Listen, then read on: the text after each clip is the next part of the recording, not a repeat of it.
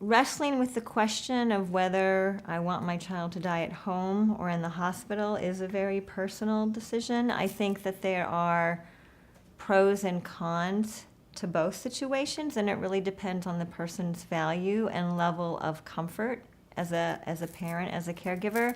Again, I think that hospice teams, palliative care teams are wonderful resources and are also really helpful in terms of, hopefully that's something that should be happening. Those are conversations that should be happening in terms of where do you want your child to die.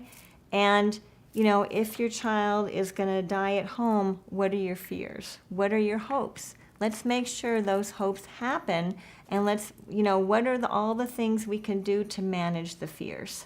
And the same thing in the hospital. I think that sometimes families have a greater sense of security in the hospital, having their child die there.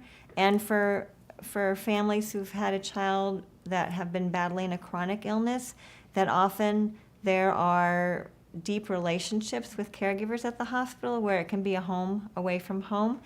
And it's absolutely possible to have a very beautiful and peaceful and comfortable death in the hospital.